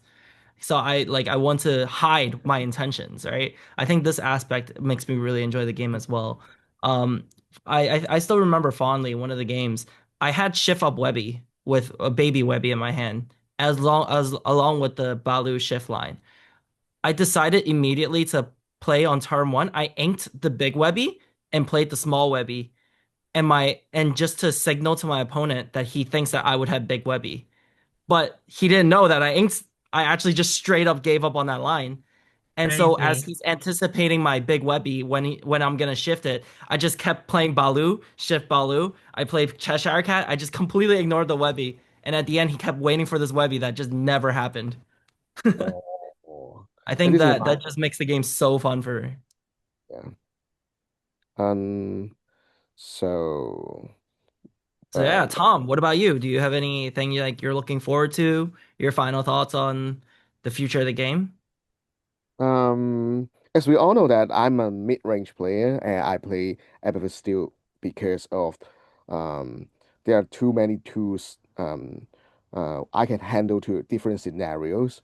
But also uh uh Amethyst Steel has the best free drop characters among the meta. For Okay. example, the Giant Cobra, the Lexington, even Cheshire the Cat. Desert Cat, or sometimes since I lost a few couple of finals with Emerald Comic Con, and I'm crazily played Benja. benches. I played 3 to 4 benches because sometimes I can use the benches to quest for two, um, asking opponents whether you are resolve it or keep letting me to quest for two laws with benches. So sometimes I think this is a very good unexpected card. And also I've played Smash because it allows me to play to deal 3 damages when I on the draw Hmm. to banish opponent's key characters. For example, Carabao, the little Carabao, Baby uh, Carabao, yeah. Why not just or use Fire the Cannon then? because unlinkable. Okay. That's why I didn't play Thunderbolt because Mm. it's useless because it wasted my I four think drops it's much unlinkable. better than Raging Yeah, Fire, in my opinion.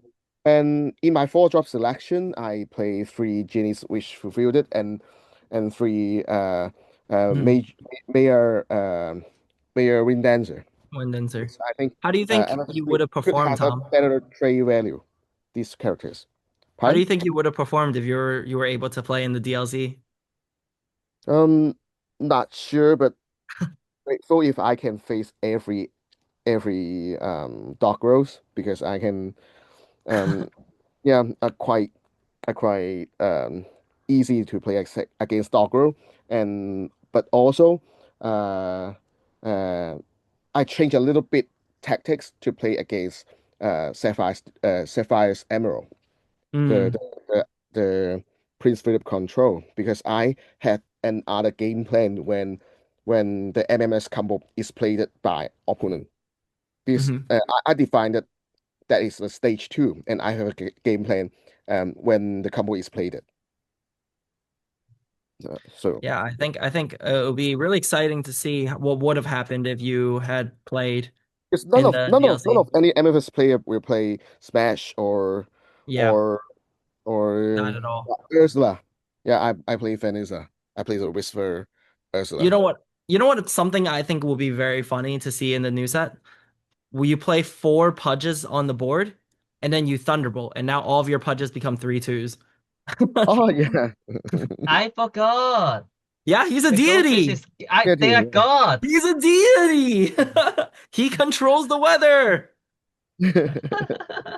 So yeah, yeah, but that also opens up to sort of Hercules, And then you're just eating sashimi with each fish you kill. Or sorry, banish. Yeah, yeah, Banish.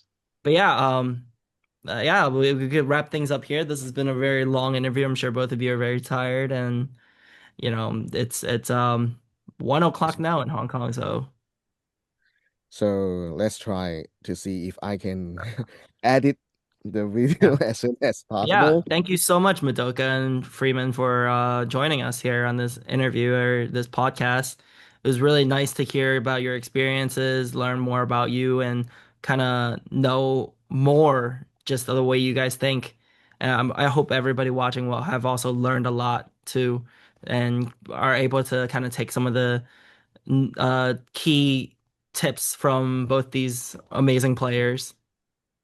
Yeah, and hopefully in the future, and not just for defense of our golden Mickey, but also we hope we can go to hunt the golden Mickeys in the outside Yes, get DLCs more golden Mickeys in Hong together and Kong. keep more golden Mickeys back to our Yes. region. And we're counting on you to take revenge against Reizhe in Worlds by winning Continentals verse. And I think probably they will go to Taiwan DLC next month. And So so yeah, I mean, I'll be there. Tom, you'll be there as well. We'll all have Team Hong Kong, and we'll definitely try to win Taipei. so it's been a BO3 format, and Yes. we're gonna play 2 days of this Lorcana challenge and just see. Yeah, we're looking forward to see you guys in future and yeah. So Thank you so much. for those who are interested about the Lorcana news or commentary video, because I'm not going to do those more informative videos because it's quite too time spending. So probably you can welcome to subscribe the channel. This is Madoka's channel, and this is Aaron's IG. Freeman, if you can have it, and you can see here. And this is my Instagram and the YouTube page. And so, guys, see Thank you so you much. around. Bye bye. Thank you for having Bye. us. Bye. Bye bye. Okay.